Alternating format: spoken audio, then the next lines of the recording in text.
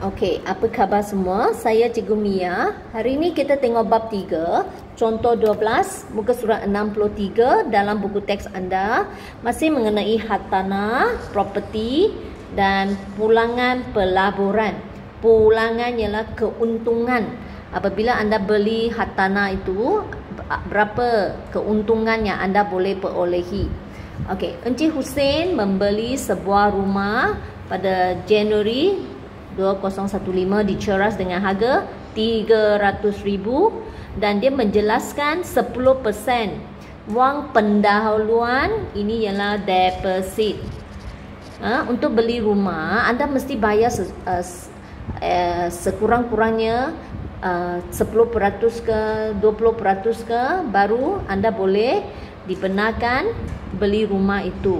Okey, dia bayar 10% dulu wang pendahuluan iaitu deposit sebanyak 30,000 dan dia mengharapkan pulangan sebanyak 30% dalam tempoh 20 tahun.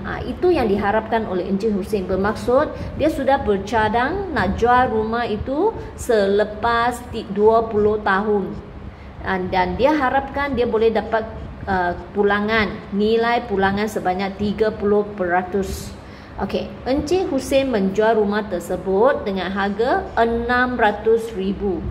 Dia beli dengan itu nilai rumah itu masa beli 300,000.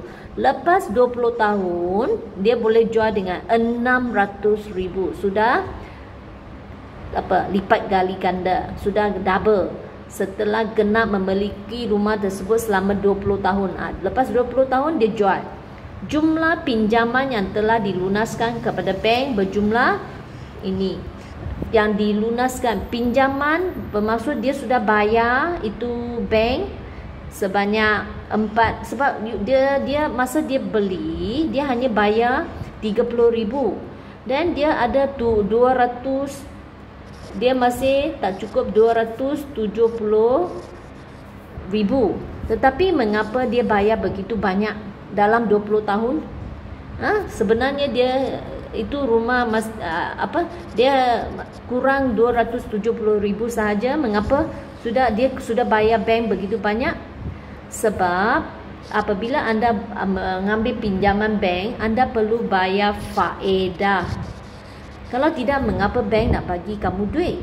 Okey, so duit yang anda pinjam itu termasuk faedah yang di-charge oleh bank. Okey, so dia jadi begitu banyak dalam 20 tahun lah. Alright.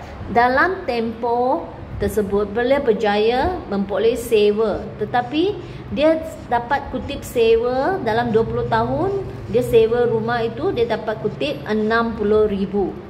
Okey, perbelanjaan lain yang terlibat. Okey, masa dia jual rumah dia kena bayar duty stamp iaitu untuk dokumentasi semua. 4,000 surat menyurat dokumentasi. Okey, then commission agent. You minta cari agent untuk tolong jualkan rumah, tolong cari orang untuk beli rumah kamu mesti kena bayar agent duit. Kalau tidak, siapa nak bagi kamu perkhidmatan? Okey, agent dia kutip 2,000 sebagai service charge. Okey, ini kos guaman, lawyer fees 4,000 supaya kita mesti melalui peguam sebab semua ini mesti jadi dokumen yang rasmi. Okey, so mesti melalui peguam, sebab itu kena bayar kos guaman 4,000. Okey, apa nilai pulangan dia? Nilai pulangan ialah peratus pulangan keuntungan Encik Hussein selama 20 tahun. Adakah beliau mencapai hasratnya? Okey, dia nak dapat 30,000 kan? 30% keuntungan kan? Okey, kita cek tengok. So, jumlah pulangan ialah sewa dan keuntungan modal. Okey. Jumlah pulangan iaitu jumlah keuntungan ialah sewa, berapa sewa yang kamu dapat, dan keuntungan modal ialah ambil duit berapa harga yang kamu jual rumah itu tolak semua perbelanjaan dan hutang. Dan itu adalah keuntungan yang anda perolehi.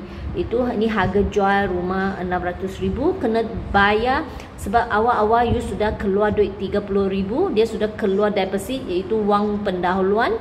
Dia sudah bayar bank setiap bulan selama 20 tahun 475,000.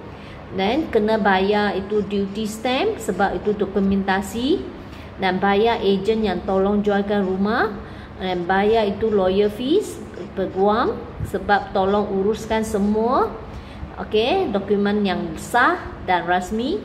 So tolak semua perbelanjaan, dia masih untung 85,000 dan sewa yang dia kutip sebanyak 60,000 selama 20 tahun.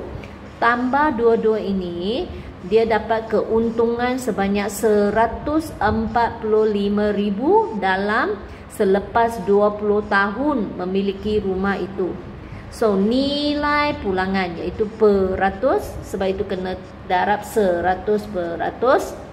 Ambil keuntungan pulangan yang diperolehi daripada harga asal rumah itu. Awal-awal punya 300,000 per 300,000, dan kita darab dan bahagi dan kita dapat 48.33% sebab ada peratus. So dia hanya harapkan 30%, tetapi sebenarnya dia sudah dapat lebih banyak daripada yang dia hasratkan, dia harapkan. Dia dapat 48.33%. So bagaimana nak jawab, adakah dia mencapai hasratnya? Jawapan dia ialah ya, dia berjaya mencapai hasratnya.